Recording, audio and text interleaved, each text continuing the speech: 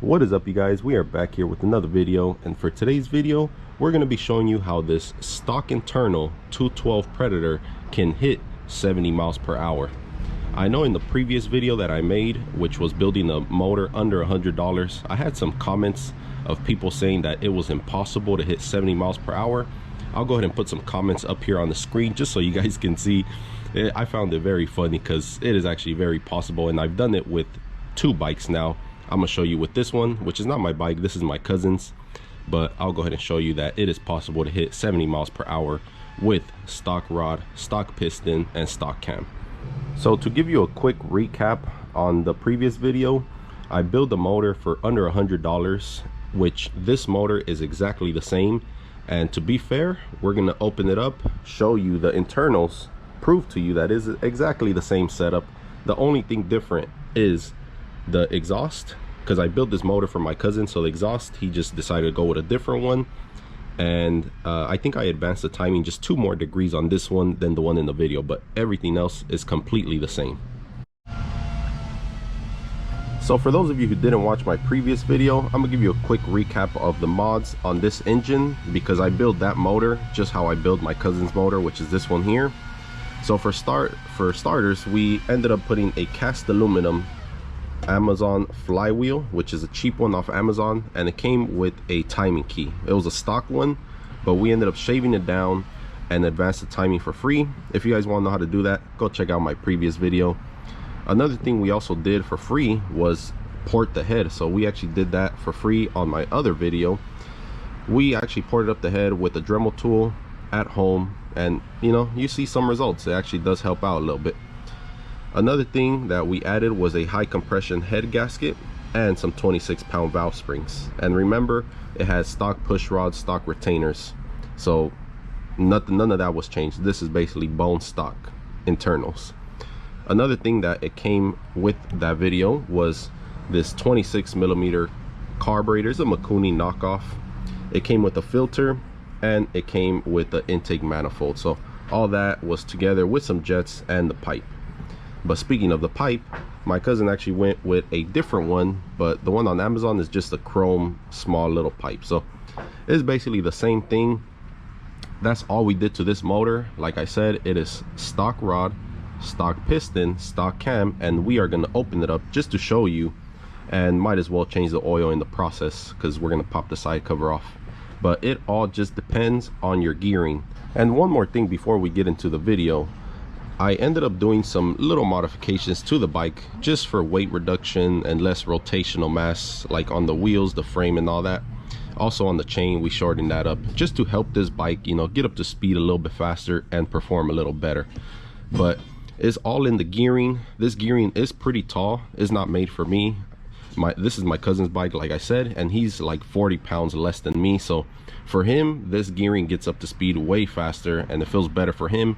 For me, it'll still do 70 miles an hour, but I'll just take a little while to get up there.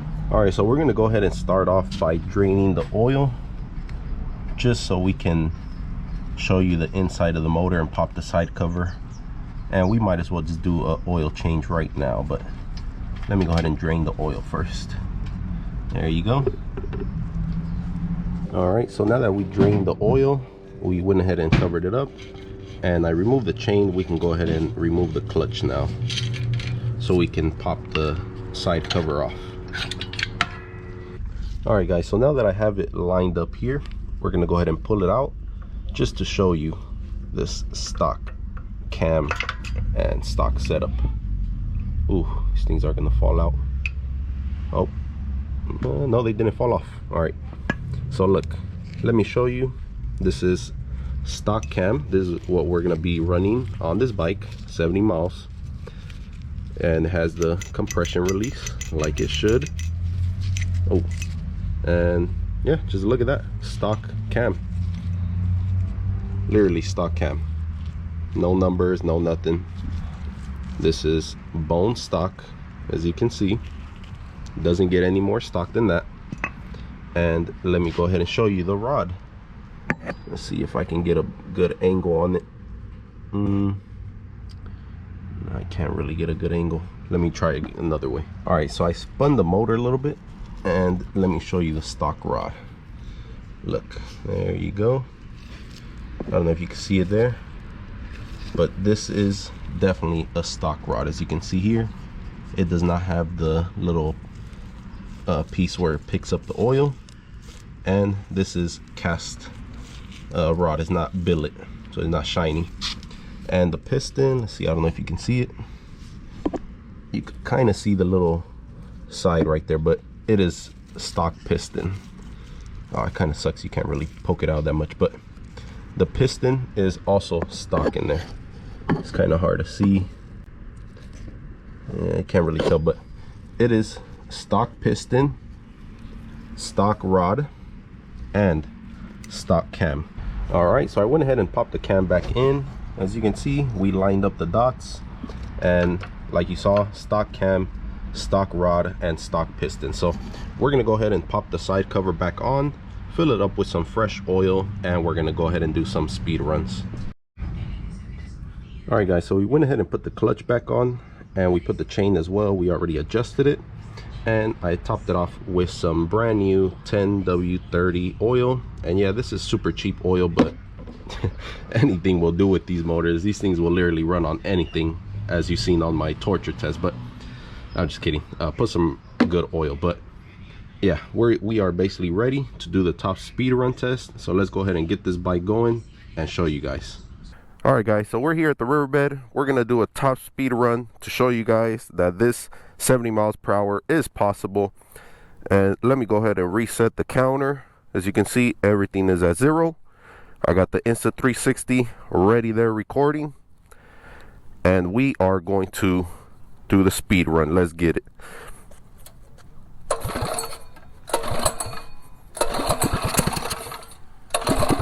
There you go, finally.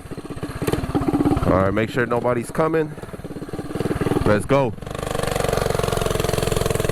And I got the Insta360 right there.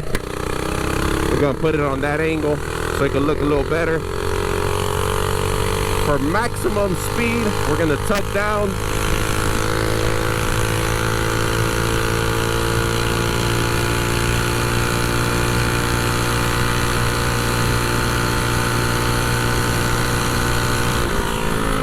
Oh my God, that thing is sketchy. I hit a little bump right there.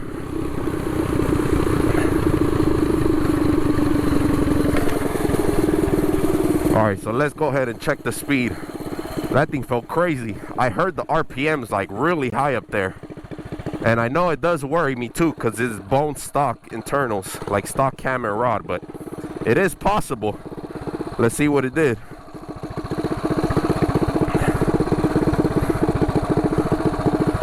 All right, look at that, guys. So it did 70.1. I'm gonna go ahead and screenshot it for you guys. Look at that, 70.1 miles per hour. So as you guys can see, guys, this bike did 70 miles per hour just now. And like I said, it all has to do with the gearing. I know it is a pretty tall gearing, but this is my cousin's bike, and he is like 40 pounds lighter than me. So this gearing will pull him no problem. It gets up to speed way faster than with me on it. So this is not for me, basically. We're gonna go ahead and do another speed run and test it out again, see if we can confirm that speed and hit it twice, so we, like, you know, for sure confirm that speed. So we're gonna go ahead and do a second speed run. Let me reset everything. So as you can see, everything is all at 0. We're gonna go ahead and do it again. There is like a couple people on bikes there, but we're gonna try to go a little bit around them because it is a pretty busy day today on the riverbed. So let's go ahead and get it.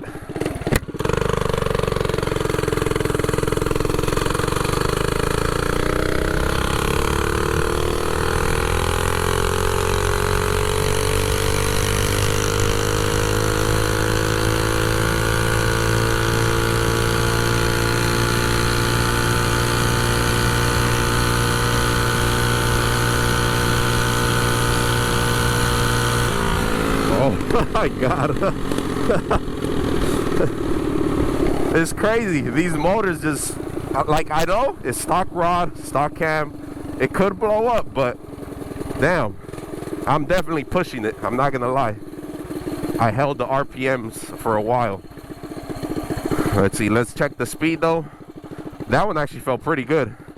I try to like tuck down as best as possible, as low as possible, and I'm trying to hide behind this little light right there to get more aerodynamic. So, oh, look, another guy on the bike. We'll see right now if we could catch him up, but look at this, guys. It did 69.3 miles an hour. I don't know if you can see it right there. 69.3 miles an hour. I'm telling you guys, this speed is possible with the setup, the one that I'm showing you, or the one that I showed you guys in the previous video. Sometimes if you are a little bit too heavy and the bike doesn't have the power, it won't do it. But me, I'm about 180 pounds. This gearing right here could pull me up to 70, but like I said, this is not my bike. This is my cousin's bike, which is 40 pounds lighter, and this thing gets up and goes with him. It gets up to speed a lot faster. I know with me it's not as quick, but it's still somewhat quick. I also did a couple more modifications to the bike just to kind of help it get to 70 miles an hour. Like, I did some weight reduction on the bike, also like on the rim and sprocket. I shaved some stuff down just for less rotational mass, and I actually pulled the motor back all the way towards the end. I don't know if you can see the engine is right at the end, and I shortened the chain just to have less chain. So all these things kind of helped it get to 70 miles an hour like you guys seen. This is possible. This engine is very strong for the money. I just showed you guys right now. But if you guys want to know the other things that I did to this bike, go ahead and leave it in the comment section below. And if you guys enjoyed this video, go ahead and give me a like. Peace.